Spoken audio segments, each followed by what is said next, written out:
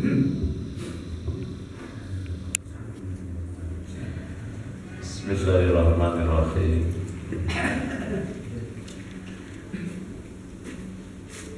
Assalamualaikum warahmatullahi wabarakatuh. Waalaikumsalam warahmatullahi.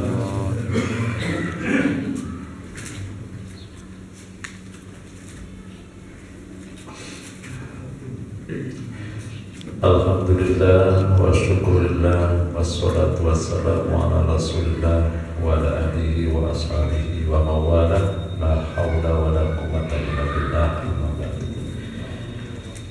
Kita awali dengan doa menuntut ilmu. Ikuti kami.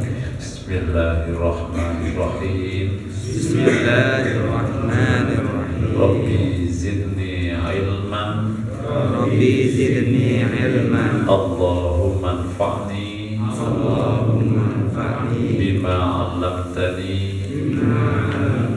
Wa 'allimni ma yanfa'uni. Warzuqni ilman yanfa'uni.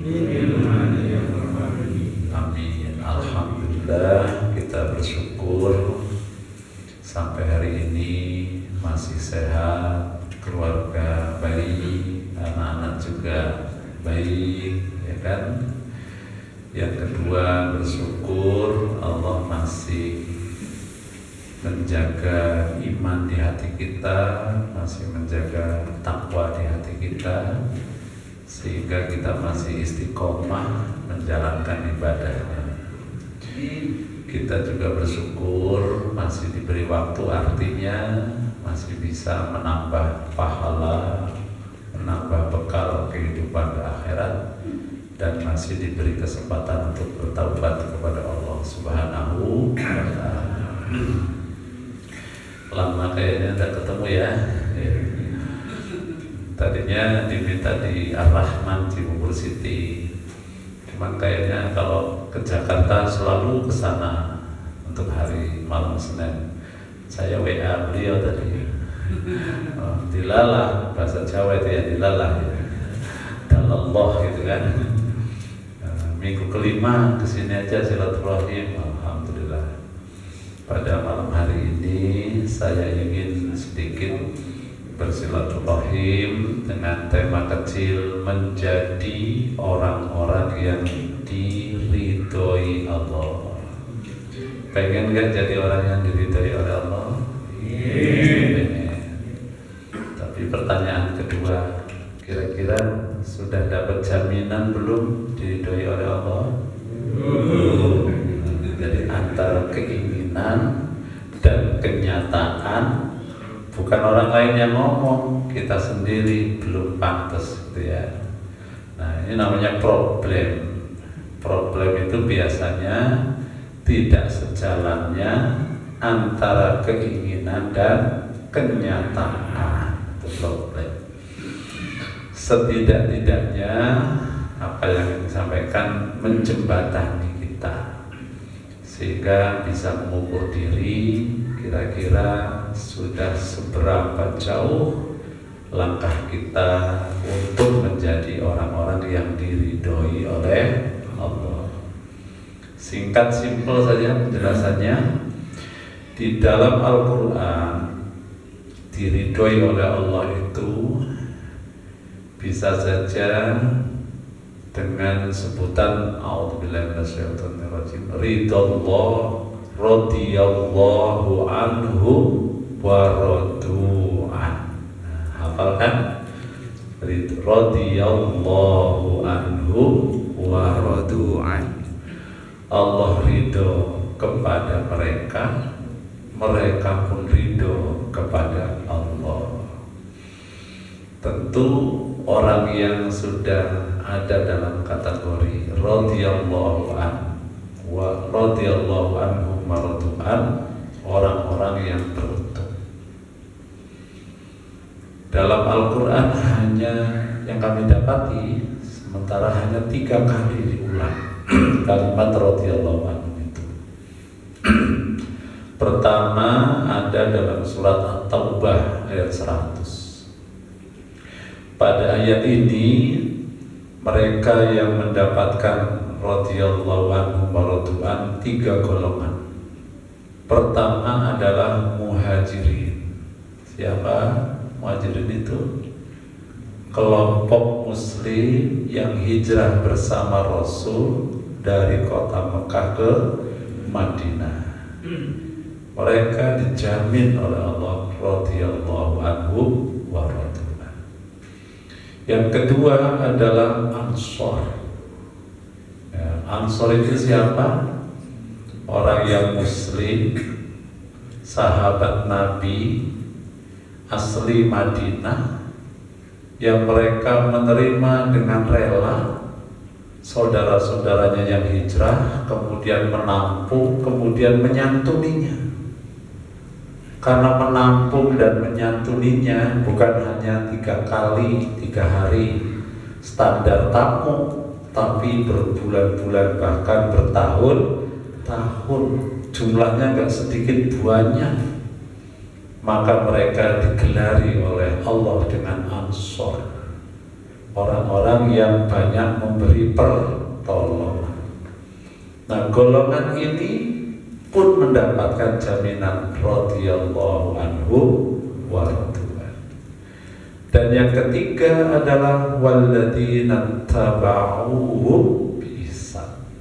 Siapa saja, kapan saja dari golongan umat Islam yang mengikuti jejak perjuangan muhajirin dan ansor. Nah, mudah-mudahan kita termasuk di dalamnya. Mudah-mudahan gitu ya. Nah, sekarang membanding. Jadi muhajirin ketika hijrah, mereka kan sudah berkorban, iya, disakiti, iya, dihina, diejek, iya, diembargo, iya, bahkan kemudian diusir hingga mereka hijrah bersama Rasul, iya, harta keluarganya ditinggalkan semua.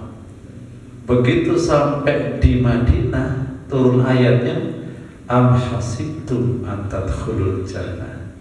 Apakah kamu mengira bahwa kamu pasti masuk surga? Falamma ya'lamillahu alladhina falamma ya'lamillahu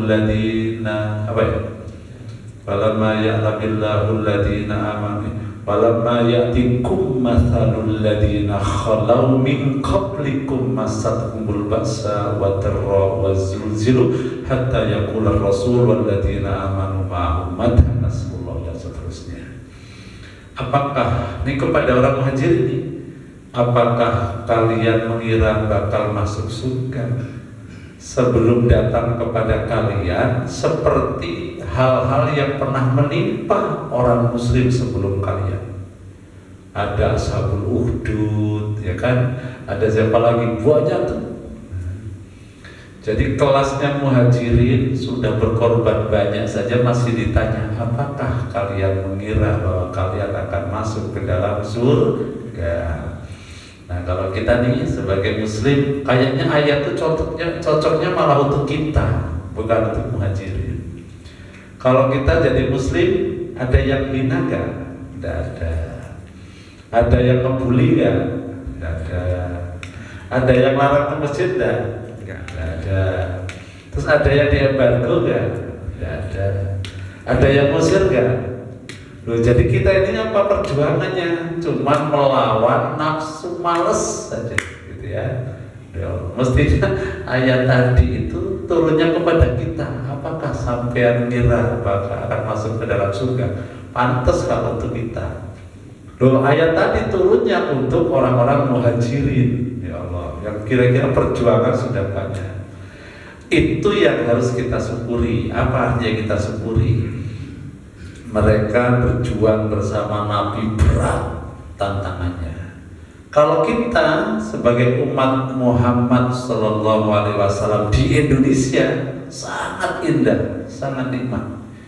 Ini bahasanya amal sedikit, pahalanya melangit. Ini loh bener nih, amalnya sedikit, pahalanya melangit. Perang juga kagak, punya musuh juga enggak. Jadi yang menjadi penghalang kita ibadah hari ini bukan musuh, tapi hawa nafsu. Itu saja begitu disampaikan oleh Nabi iming-iming, banyak yang enggak tertarik. Siapa yang mendengar azan kemudian mengambil air wudhu, kemudian bergegas ke masjid, langkah kanannya mengangkat derajat, langkah kirinya menghapus dosa. Sampai di sini nggak sholat, sampai komat itu sudah bernilai sholat, berpahala 27 derajat. Nah, satu perumahan berapa kakak? Berapa kakak sini? 155. Nah ini berapa nih? Ada 60. 7, 8, 9, 10, 11, 12, 13, 14, 28 sama anak-anak. Alhamdulillah. Berapa persen Pak? 155 cuman 28. Berarti berapa persen? Tuh kan, coba. Ini namanya pahala amal sedikit, pahala melangit. Masih nggak tertarik. Umroh mahal nggak umroh? Mahal kan? Mahal 20. Ada yang promo sekarang sudah 27,5, ya kan, yang promo 27,5. Pantas kalau mahal. Lawang sholat di Masjid Nabawi sekali sholat nilainya berapa? 1000 kali. Jadi kalau di Madinah 3 hari sudah 15 kali kita sholat di sana.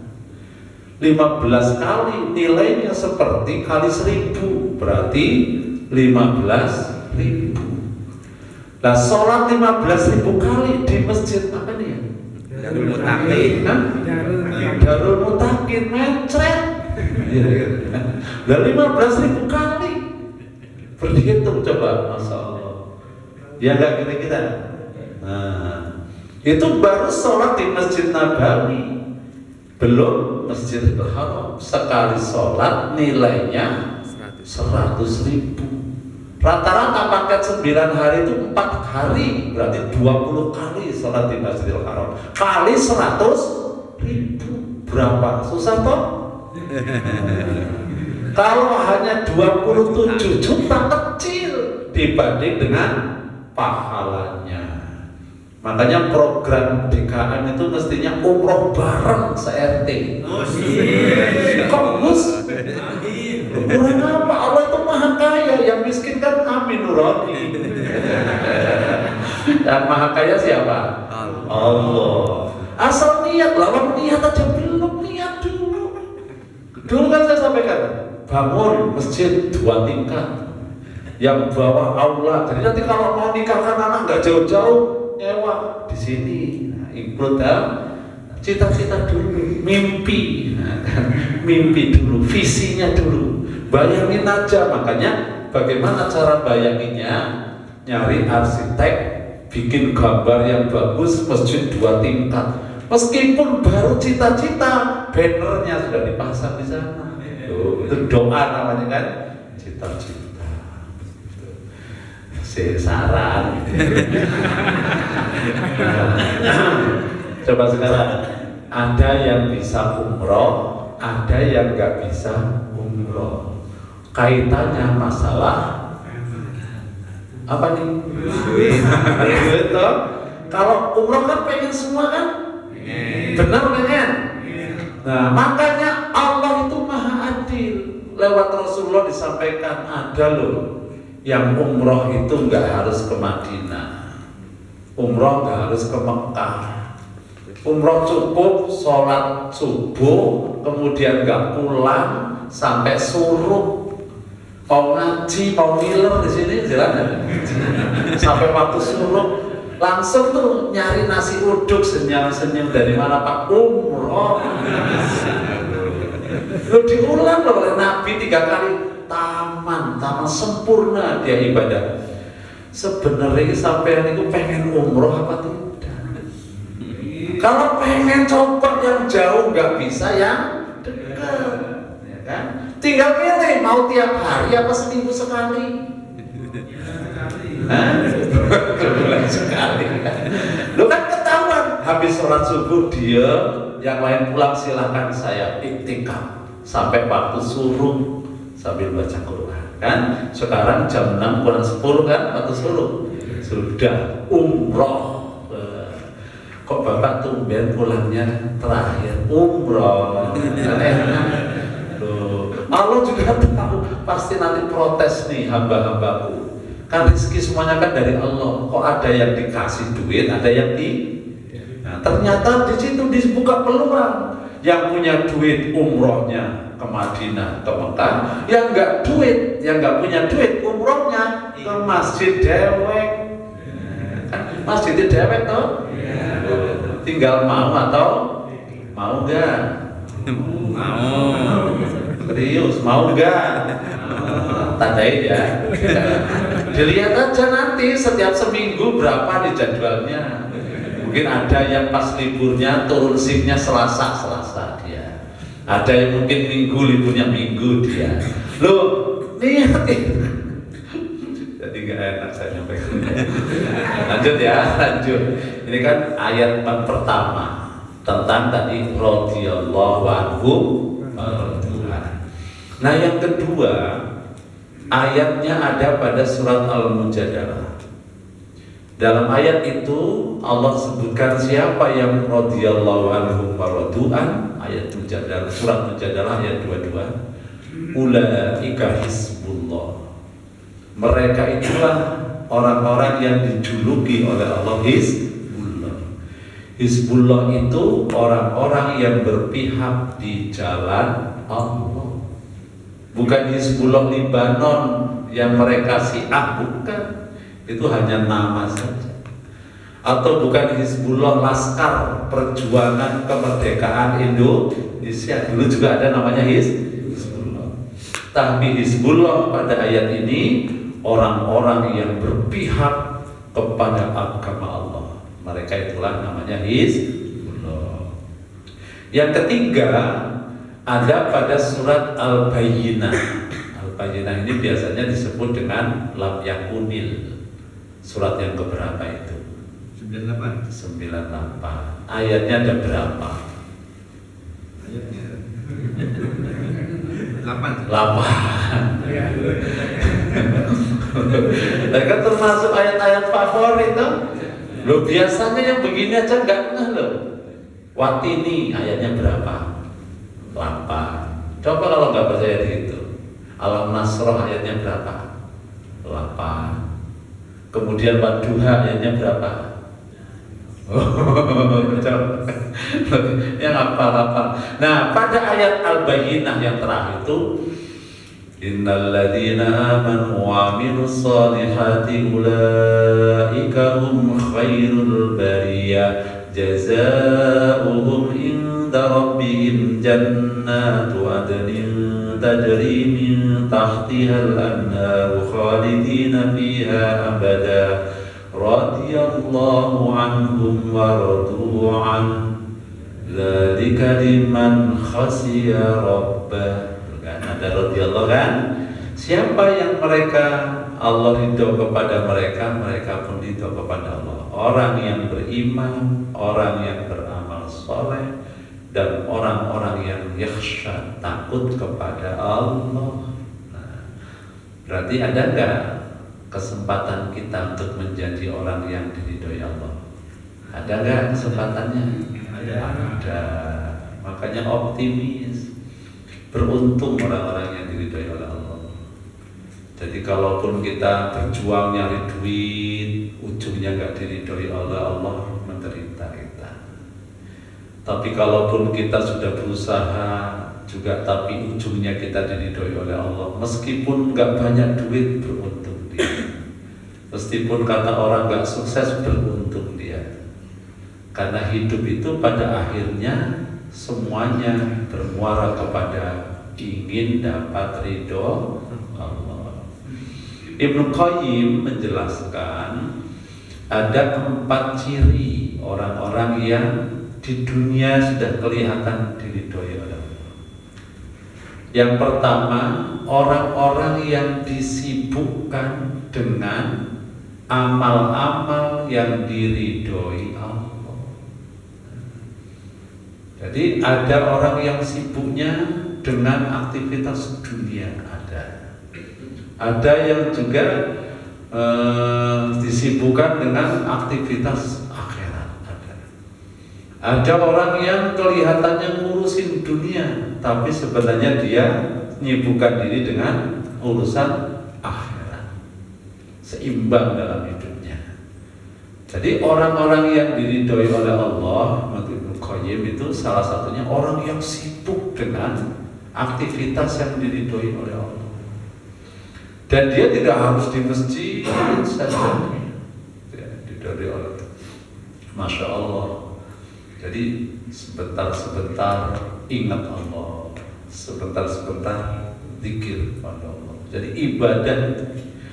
Nah, ibadah itu kan ada berapa macam Pak ibadah Pak? Ngaji ini wis tau? Ada berapa macam ibadah itu? Apa?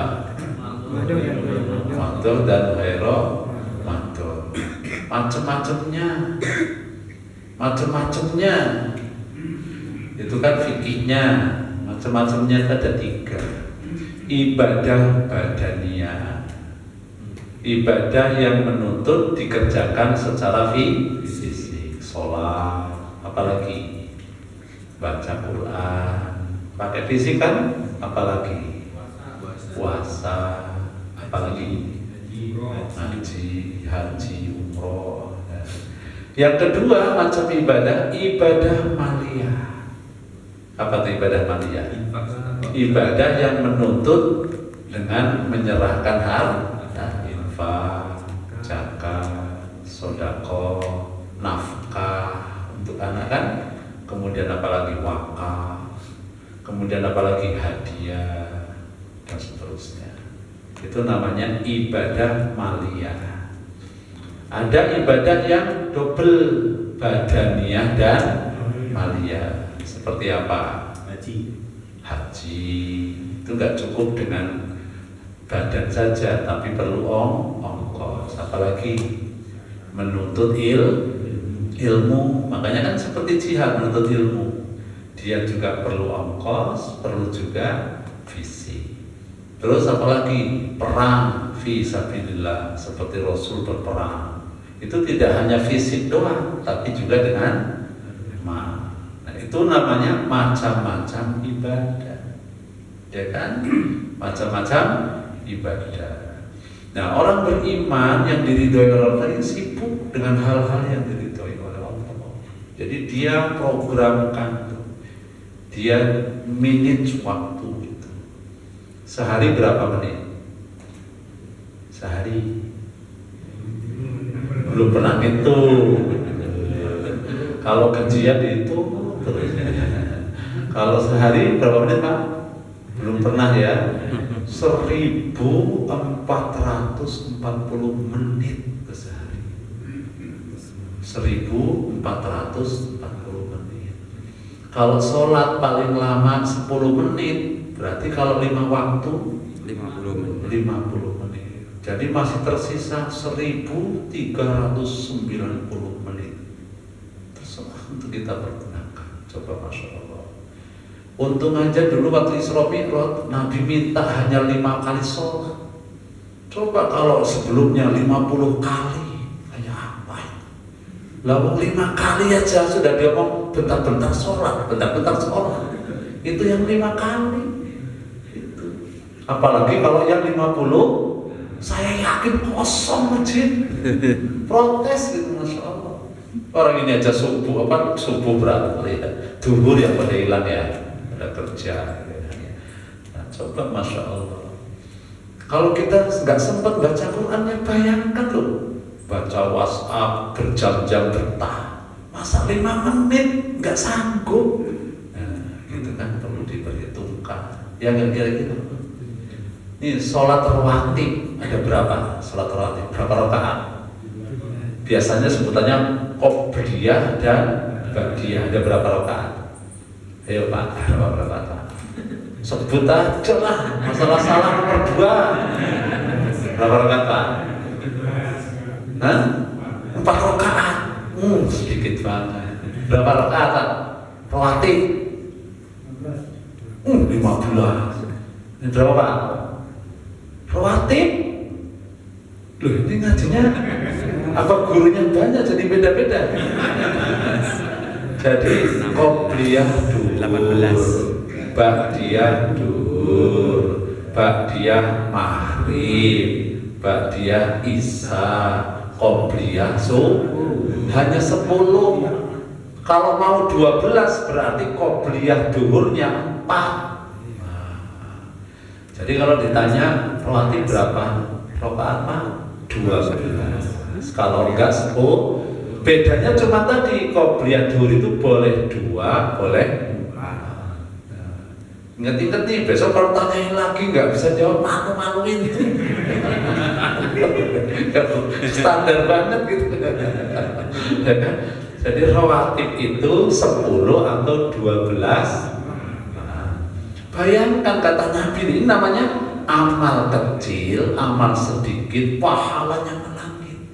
Siapa yang menjaga sholat 5 waktu diiringi dengan qobliyah dan ba'diyah, banallahu lahu baitan fil jannah. Allah akan bangunkan baginya rumah di surga. Ini namanya pahala amal sedikit, pahalanya melangit. Mau nggak Pak? Apa pengen perang dulu? Lo perang itu nggak sederhana loh. Orang hijrah itu nggak sederhana, ya kan? Orang hijrah itu sahabat Nabi nggak nengok-nengok lagi, dia nggak berpikir lagi berangkat. Perang juga begitu. Orang kalau perang itu sudah bulat berangkat. Cuma ada 2, hidup, mati, nggak mikirin balik. Kalau masih celingak nggak berangkat. Masya Allah, itu perang berat. Sekarang dikasih ringan, hidup di Indonesia, mayoritas Muslim, tantangan ibadah hanya hawa nafsu. Lah kok nggak kuat, kalah. Aduh kan, aduh ya Allah. Kita kadang-kadang sok sibuk, gitu ya. Sholat isya, kayaknya pikir sebentar aja nggak tahan, pengennya cepat langsung lantas jalan. Padahal sampai rumah paling lihat masa. Nggak penting-penting amat, kecuali orang penting gitu loh ya, orang kaitannya bisnis miliaran gitu. Paling cuma grup, sudah makan belum, tapi siapa kemana, gitu doang. Pulsa kok nggak jadi, cuma begitu. Tapi kayaknya kok sibuk banget di hadapan Allah. Suruh sholat 2 qobliyah isya saja, males, langsung pulang. Ini pulang. Paling ngopi sambil cari mata apa arah angin. Dan gitu doang kan? 5 menit, 10 menit, 1 jam gak terasa, muak jam setengah 10. Kok gitu? Gak sempet sampai yang sholat, kata Allah. Gak sempet ya Allah. Kata Allah begitu kira-kira. Berapa menit tadi Pak sehari? 1440 menit. Hanya duduk sholat 2 rakaat qobliyah, sibuk, malu dia di hadapan Allah. Mestinya begitu, mestinya, ya kan? Ya kalau sudah disebutkan begini masih nggak sadar juga, gitu ya kira-kira kan. Padahal sederhana ibadah itu kok nggak muluk-muluk ya kan? Subhanallah. Maka tanda orang yang apa tadi?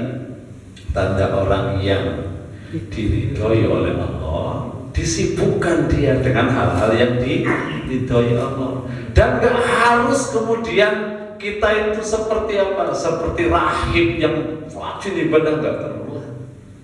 Contoh nih, zikir pagi. Ini mau tidur nih, ya Allah, saya masih kerja ya Allah, umur sudah 50 tahun. Saya bangun jam 4 lah insya Allah. Jadi sebelum subuh saya ingin membaca hadis nih. Allah turun ke langit dunia pada sepertiga terakhir. Dia akan mengabulkan orang yang meminta, akan melindungi orang yang meminta perlindungan, dan akan mengampuni orang yang meminta ampun. Niat tuh sebelum tidur, ya Allah. Loh, namanya waktu itu maknanya menjadwal. Makanya sekolah itu kan dijadwal supaya rajin. Jam 7 masuk, hari ini pelajarannya ini sampai jam 1 jelas. Itu namanya memanage waktu, menjadwal. Lah kalau kita nggak menjadwal, pasti nggak akan termanage. Nah, kalau kaitannya dunia, biasanya jadwalnya ketat.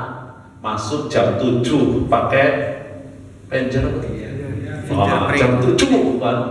Kalau masalah dunia kita gitu ya. Nanti setengah 12 wayangnya isoma, langsung. Nanti jam 1 masuk, sholat juga sudah dijadwal oleh Allah. Waktu duhur, waktu isya, waktu maghrib, semua itu jadwal untuk memanage, ya kan? Nah, kalau nggak dijadwal, nggak tertib, kita yakin nggak tertib.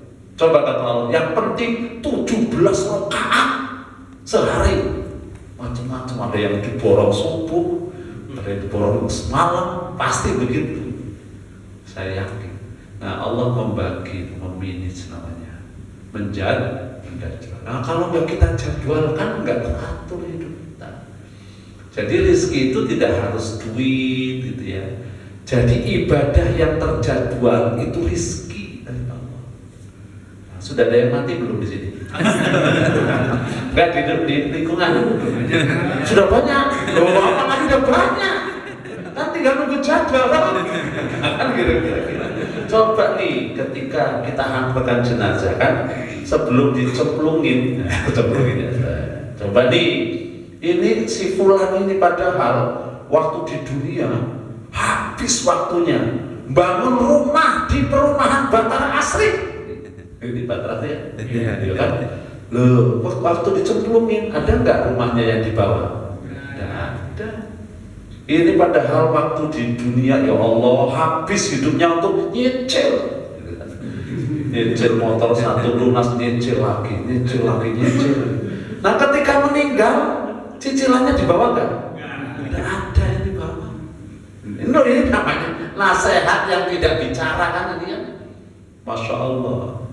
Jadi temen akrab dia jaga, pokoknya gak enak lah kalau apapun acaranya pasti dia ada. Ya, ketika meninggal ada gak yang nemenin? Boleh nganterin doang sampai makam. Waktunya sudah terpendam, pulang juga tuh. Jadi yang dibawa itu apa? Nah, kan ngenes kalau yang dibawa adalah yang sholat sesempete, tahajud karena nggak bisa tidur. Nah, kenapa sampai ke tahajud? Bingung saya, nggak bisa tidur. Untung cuma sekali-kali. Nah, kalau Allah jadikan nggak bisa tidur setiap hari, tahajud terus kalian. Coba ya Allah. Jadi yang pasti milik kita dan dibawa yang sesempete, sholat sesempete, baca Quran sesempete, ya kan? Kemudian apalagi infak sakarepe, tahajud malam sak tangine lho, ya Allah. Kan kira-kira gitu Pak ya. Rugi nggak kira-kira? Rugi. Makanya kita jadwalkan bangun jam 4, terus sholat subuh, ya kan? Habis sholat subuh berangkat kerja. Nah, di jalan dikir kan sederhana tuh, nggak perlu pakai duduk di masjid. Bismillahirrahmanirrahim. 3 kali kan nggak harus di masjid. Jalan dari rumah sampai kantor itu pun bisa. Pagi dikir pagi. Al kalimat tamah min syarri ma khalaq 3 kali. Kan nggak harus di masjid. Apalagi Allah main al-bika alhamdi wal hasanat wal jual kas 3 kali. Raditu billahi rabba wa islami dina wa bi Muhammadin nabiyya 3 kali. Allahumma afini. Hasbi apa? Hasbi Allah la ilaha illa huwa tawakkaltu wa rabbul Bismillah. Hasbi Allah la ilaha illa huwa alaihi tawakkaltu wa rabbul 7 kali. Allahumma tarabbi la ilaha illa 3 kali. Enggak harus di masjid, di jalan juga bisa. Tapi terjaga, terprogram. Begitu ya. Sampai kantor saya jadwalnya sebelum masuk sholat duha. Loh, ini yang terjadwal ini tadi namanya tadi membangun, menyibukkan diri dengan hal-hal yang diridhoi oleh, walaupun sambil kerja, subhanallah, apa yang susah? Astagfirullah, sallallahu alaihi wasallam, Allahumma rabbi sholli alaihi wasallam, Allahumma sholli alaihi wasallam, Allahumma rabbi sholli alaihi wasallam. Indah sekali. Jadi membimbing orang untuk disibukkan dengan hal-hal yang diridhoi itu karunia dari Allah. Kan banyak orang yang disibukkan tapi hal-hal yang tidak diridhoi oleh Allah. Begitu. Jelas ya? Jadi ciri orang yang diridhoi oleh Allah itu orang yang disibukkan dengan aktivitas yang mendatangkan ridho Allah. Yang kedua, orang yang ridho terhadap ketentuan-ketentuan Allah. Orang yang tidak ketentuan-ketentuan Allah. Baik itu tentang hukumnya, tentang nasibnya, tentang takdirnya. Pokoknya nggak ada lah yang dari Allah kecuali itu semuanya baik, kita terima dengan ikhlas. Gitu. Masya Allah. Karena kenapa? Karena memang sudah yakin di hati kita bahwasanya annahu la ilaha illa ana fattaqun. Kata Allah, bertakwalah kepadaku karena tidak ada Tuhan yang pantas disembah kecuali Allah. Kenapa Pak? Karena banyak kan? Coba baca. Hafal para iman? Ayat kursi hafal enggak? Ada berapa item di situ? Kenapa disebut ayat kursi? Dan para ulama mengajarkan kepada kita kalau setelah sholat baca ayat kursi itu ada 10, coba dilihat di sini.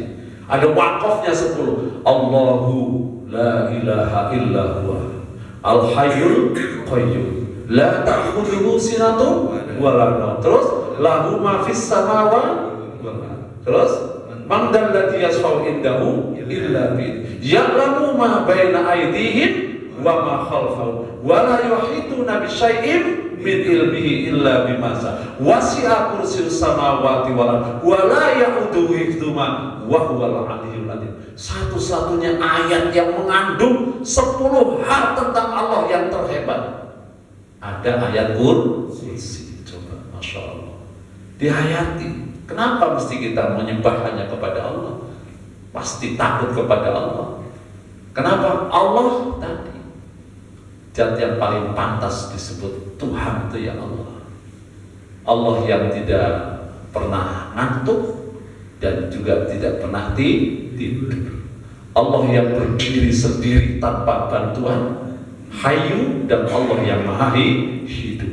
Allah yang memiliki semua yang ada di langit dan di bumi. Allah yang bisa memberikan syafaat dan kepada siapapun asal seizinnya.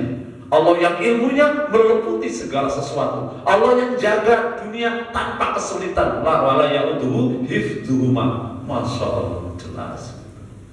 Nah, jadi gimana kita gak ridho kepada Allah? Allah loh kreator.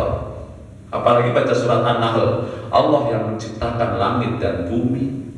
Allah yang menciptakan manusia dari nutfah. Ya kan? Allah yang menciptakan binatang ternak. Dari binatang ternak ada yang diambil bulunya. Gara-gara bulu domba ada pabrik apa Pak? Wol. Gara-gara bulu domba karyawan pabrik wol ribuan. Coba kalau Allah matikan binatang ternak, bangkrut tuh. Gak ada uangnya gitu ya. Masya Allah. Allah yang menciptakan, pernah dihecek nih oleh Allah kok ngomong-ngomong bicara masalah nyamuk. Kan innallaha la yastahi ayyadriban masalah mah ba'udotan. Loh, ternyata nyamuk itu unik. Kalau Bapak senang bikin patung gajah, enak orang gede. Coba sekarang bikin patung nyamuk, sekecil nyamuk, bisa enggak? Coba. Loh, kalau bikin patung sapi enak, kakinya gede, ininya gede, bisa dibuat. Lah kalau bikin patung nyamuk, ya Allah, kakinya gimana itu? Ya Allah. Makanya itu baru bikin patungnya saja. Allah nggak malu-malu. Apalagi gara-gara ada nyamuk, ada baikon, ada pabrik hit, ada pabrik loh. Coba sekarang nyamuk hilang, bangkrut itu semua. Ya Allah. Luar biasa kan Allah yang menjadikan di situ an'am. Lakum fiha dif'un, ada bulu, ya kan? Masya Allah, wa manafi, dan banyak manfaat daripada binatang ternak itu. Wa minhu takulun, dan ada pula dari binatang ternak yang kita makan. Lahirlah penjagal, kemudian muncul di pedagang daging. Dari pedagang daging muncullah seblak. Ya kan? Sosis coba bayar. Lah kalau Allah nggak menciptakan, lo apa kita? Masya Allah. Ya kan? Walaupun fiha jamal, fiha turihuna wa hitasrahun. Dan dari binatang ternak ada yang menjadi kebanggaan. Dulu ada namanya onta merah. Siapa yang mendakwahi orang sehingga dia masuk surga, pahalanya seperti orang yang mempunyai unta merah. Unta merah itu dulu, kalau sekarang mungkin Lamborghini, Alfa, lo begitu, lo kendaraan dulu kan masih itu. Watahmilu asqal.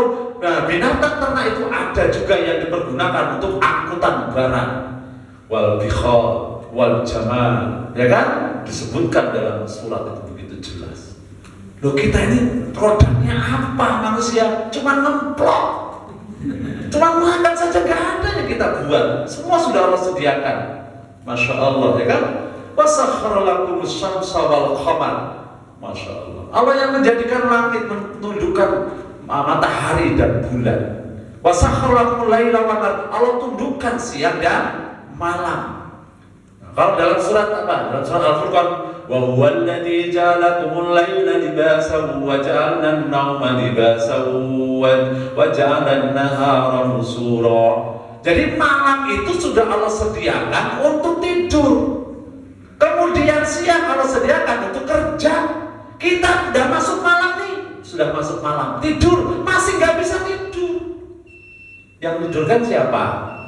Padahal Allah jadikan malam untuk tidur. Kita sudah malam hari nggak bisa tidur. Lalu nyatanya tidur itu perlu Allah supaya kita bisa tidur. Jadi nggak letak oleh raiso. Allah lemahkan sarafnya baru tidur. Begitu sudah tidur, bangun. Allah jadikan siang nusura untuk kalian bertebaran mencari dunia. Kalau bangun, dan dilalah yang bangunkan siapa? Allah juga tuh. Nah, jadi tidur malamnya sudah disediakan, tidurnya saja nunggu ditakdirkan oleh Allah. Siangnya sudah Allah ciptakan, coba bangunnya nunggu takdir Allah. Makanya mati itu kan ada beberapa macam tuh. Ada mati medis. Mati medis itu kan mati berpisahnya antara ruh dan jasad. Maka kalau ada yang meninggal, panggil dokter memastikan mati atau belum. Itu namanya mati secara medis. Ada yang mati sementara, yaitu tidur. Tidur itu mati sementara. Allah akan kembalikan nyawanya ketika bangun karena belum habis jatah hidupnya. Itu namanya mati sementara. Ada yang namanya mati parsial. Mati parsial ini dulu tangan saya sehat, sekarang nggak bisa digerakkan. Ini namanya mati parsial. Jadi banyak mati, sampai otak nggak bisa mikir itu juga mati. Orang hatinya nggak beriman juga mati. Makanya orang yang kafir hidupnya itu walaupun hidup sudah seperti orang mati karena nggak ada manfaatnya. Masya Allah. Gitu kira-kira. Apa andilnya kita? Wasakhkhara lakumul bahra. Allah yang menurunkan, yang menundukkan apa tuh? Menundukkan bahra, lautan. Ya kan? Di situ disebutkan apa? Allah sediakan di lautan itu ikan yang segar. Watastarju minhu hilyah. Allah juga ciptakan di laut itu hilyah. Hilyah itu perhiasan-perhiasan. Ya kan? Di laut itu Allah sediakan. Maka nggak salah kalau orang Madura ditangkap di Australia. Kenapa? Dia ngambil ikan di Australia. Orang Madura jawab, ini ikan Madura yang lari ke Australia. Lah karena memang nggak ada yang minum, ya kan? Coba bayangin kalau ikan di laut dikasih makan pur, berapa itu? Ya kan? Lalu bapaknya cuma memelihara ikan arwana satu saja. Kalau mau beli pakan pedireng, ya kan? Ikan satu arwana, ya Allah Pak.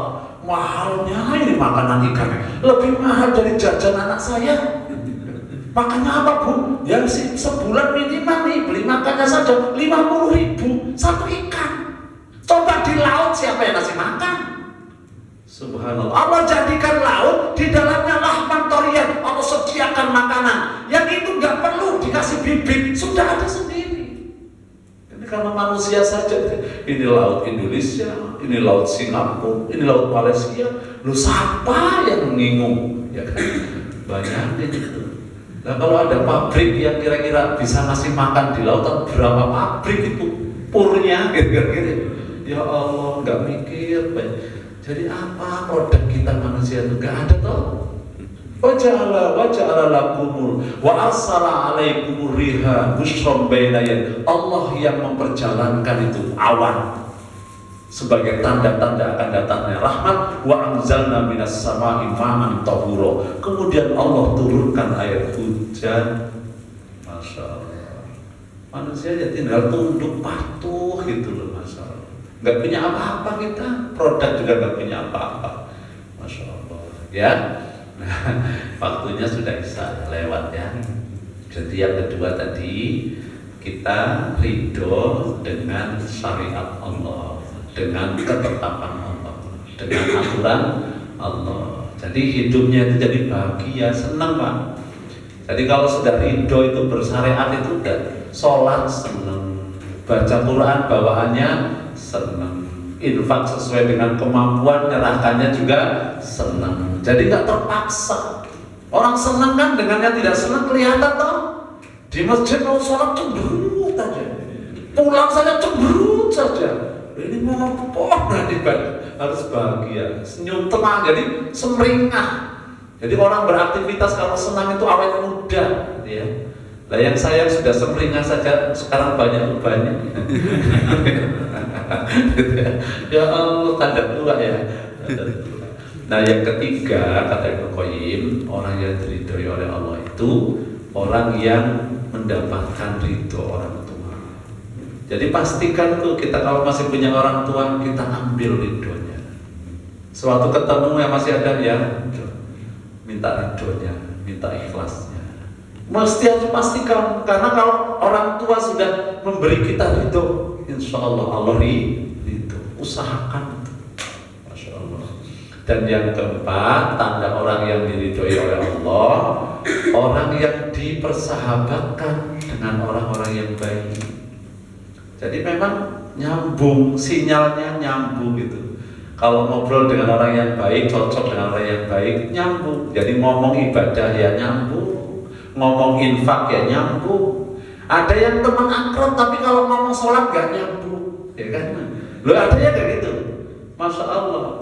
Coba kalau nggak percaya, kalau lagi arisan kan ketahuan tuh, yang rokok pasti ngumpulnya dengan yang rokok, tuyul sama tuyul. Kalau yang rokok, itu hatinya nyambung gitu. Kalau yang satu ngerokok, satu nggak enak. Si yang satu nahan sepat, nah, kan? Mau merokok nggak enak sama temennya. Yang satu mau nyuruh rokok baunya nggak gena-gena. Akhirnya tadi pisah, nggak nyambung. Nah, jadi orang yang diridhoi oleh Allah dikumpulkan dengan orang-orang yang baik. Mudah-mudahan kita semuanya orang yang baik. Tadi tidak berarti orang yang merokok nggak baik, cuma tega amat. Ya Allah. Saya punya paman itu, paman udah tua umurnya ya Allah. Setiap hari karena bawa mobil jauh gitu, sehari itu 3 bungkus. Dan 3 bungkus itu kan 50.000 lebih. Sehari itu merokok doang gitu ya Allah.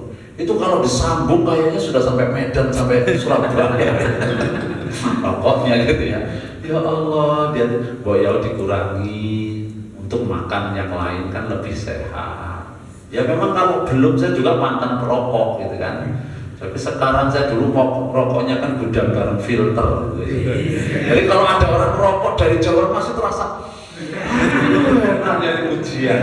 Nah, saya dulu berhentinya nggak pakai masa saya pengen berhenti, sudah titik saja.